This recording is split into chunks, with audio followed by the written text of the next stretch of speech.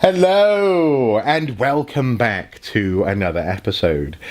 Now today I'm bringing you something of an update, an urgent update, because you may recall that recently I got my hands on a Gameboy Player, and a wonderful and excellent piece of hardware that plugs into the bottom of the GameCube and allows you to play Game Boy, Game Boy Color and Game Boy Advanced games on your television. We tried it out on video, and even on a fairly modern television setup it holds up wonderfully well. This hardware, along with the disc that allows it to run, so there is a software element, is a worthy successor to the Super Game Boy that came out on the SNES and allowed you to play Game Boy games on your television back in the day. It mirrors some of the features of the Super Game Boy, for example, customizable frames around the play space, as it were, on the screen, and also some quirky features are included, including, for example, a timer, which seems to be a fairly soft way of enforcing set time limits in terms of gameplay time. If you don't want your kids getting square eyes or something while they're playing their Game Boy games on the TV. But there was one way in which the Game Boy Player ever so slightly let me down, and that is, or was, its lack of customization. The Super Game Boy had an excellent feature where you could shift the palette, the color scheme of the pixels on screen. You could go through various hues, you could make some specific changes if you wanted to, and essentially you could replicate, if you wanted to, the Game Boy experience in terms of a range of green pixels on the screen, or you could try and find other color combinations for computer games to make the Game Boy experience on the TV a bit more pleasing for you, at least if you had a particular vision in mind. And initially, at least, it seemed to me that sadly, with the original Game Boy games, the Game Boy Player was limited in so much as all you could do was have a reddish hue with green and blue elements on screen. For example, I noted the blue Goomba when we were playing Super Mario World 2, I think, on the 6 golden coins on Game Boy. But thankfully, the story doesn't end there.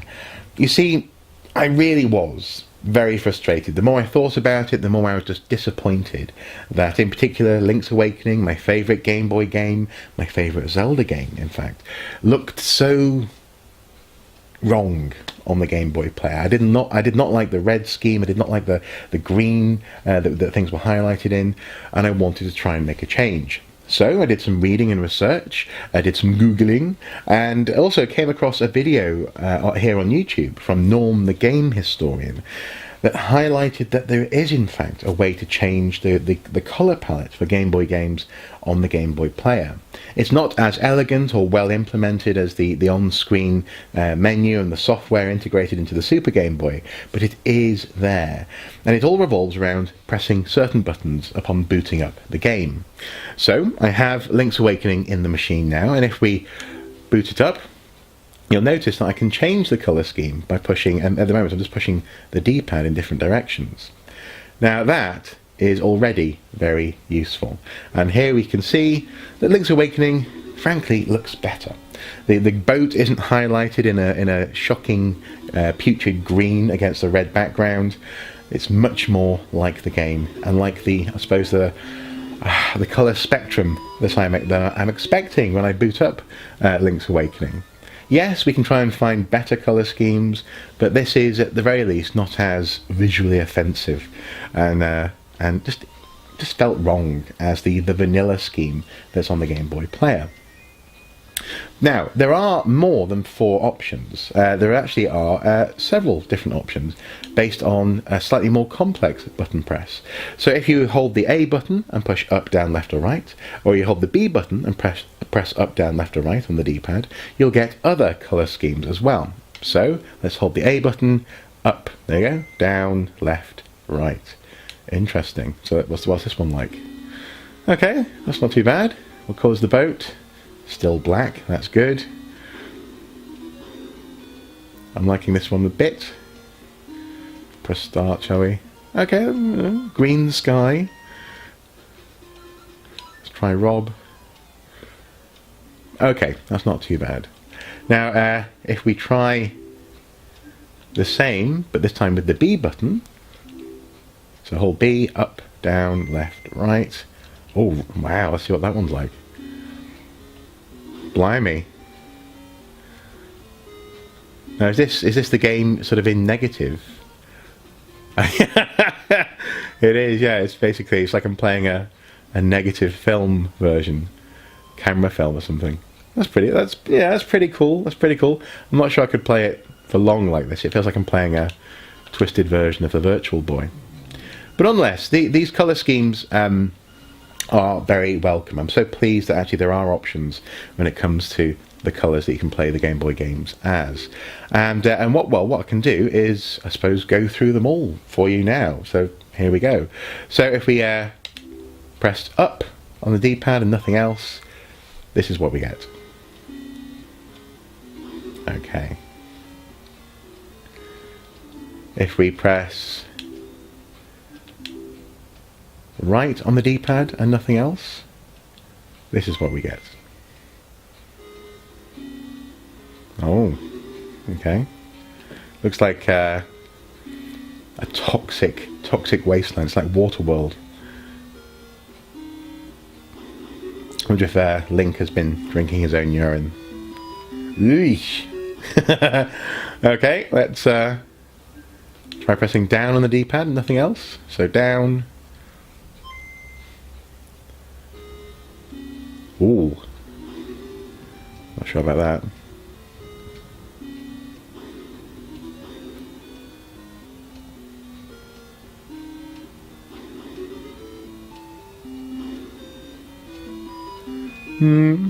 Okay. Now, that looks like a good, potentially Kirby colour scheme, perhaps, for a Kirby game. Let's press left now on the D-pad.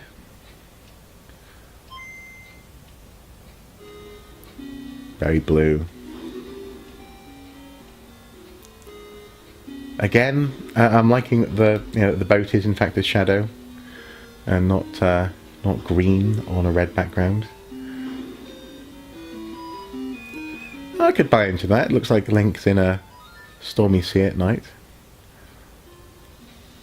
Okay, let's press now. Let's go through the A combinations. So A up. A pinkish hue, similar to up on its own, but also different.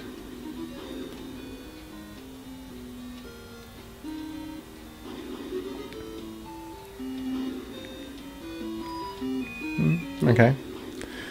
Okay, let's try A right. Okay.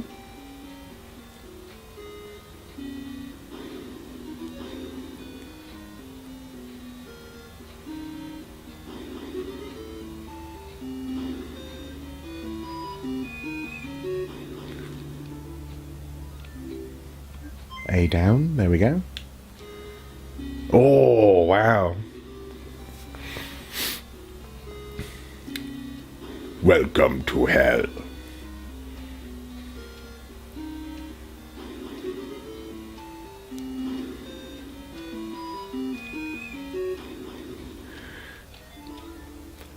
And A left.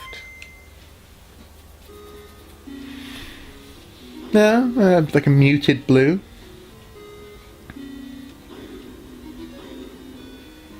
I like the lightning highlights in the clouds there. Yeah, okay. And now let's try the B sequence of buttons. B up. So another sort of brownish kind of scheme, but this one's much more chocolatey. Or coffee-like. Link in a coffee ocean.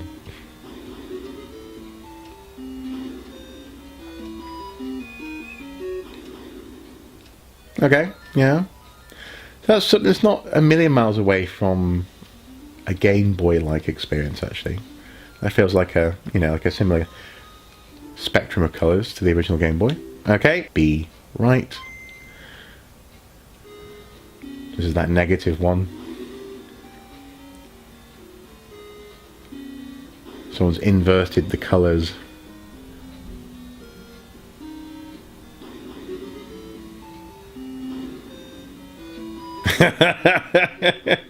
Love it, love it. Okay. B down. Oh, okay, okay. Just sort of yellowy brown.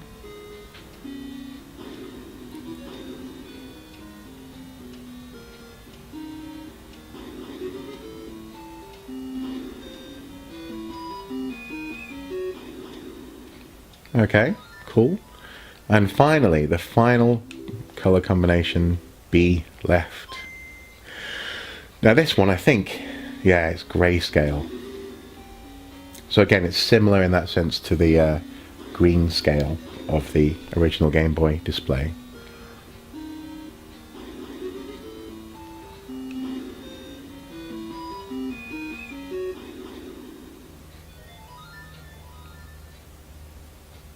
Okay, and there we go. And so I'm so relieved that there are in fact ways to affect the colour palette and the scale of colours that are used for displaying original Game Boy games. That was the one thing that I was really being niggled by when I was thinking about and doing a bit of an overview of the Game Boy Player a couple of days ago. And at least, you know, okay, it's not as elegant or as fun, frankly, as the Super Game Boy options in terms of dragging that mouse pointer around and choosing the colours, but the options are there, and I do appreciate that. So here we are. This is the unaltered, the vanilla Game Boy Player Game Boy experience, and it's just, yeah. And it seems to be the only one that does pick out the boat and make it a funny colour, and it's meant to be a backlit shadow in this little story sequence. I'm so pleased this isn't the option that we're stuck with. So, yeah. So broadly speaking, it seems that the options, in terms of the button presses, they map out roughly like this. And hopefully, with some experimentation, you'll be able to find the colour scheme that works for you, and indeed for the game that you're playing. As I say, I think there's a fairly good Kirby option in there somewhere. But crucially, I'm so pleased that this isn't what we're stuck with. We're not stuck with this as the only option for all original Game Boy games, because I think that would be deeply unsatisfying after a while. And certainly, very, very quickly, it was deeply unsatisfying for me with Link's Awakening. So thank you so much to Game Historian, Norm the Game Historian, for pointing this out. And also, frankly, I'm so pleased, I'm so, you know, in that sense, thank you Nintendo for not just leaving us high and dry with the Game Boy Player, because it just slightly took the shine off the machine for me. But anyway, I simply had to share this update with you, and hopefully this adds to your enjoyment of the Game Boy Player as much as it's going to add to my enjoyment of the Game Boy Player. A bit of experimentation, a bit of notation, and perhaps you know, it'll be different horses for courses, different colour schemes for different games, but crucially, we have choice, we have options, and there we go. Anyway guys, as ever, until next time, do take care. Bye bye.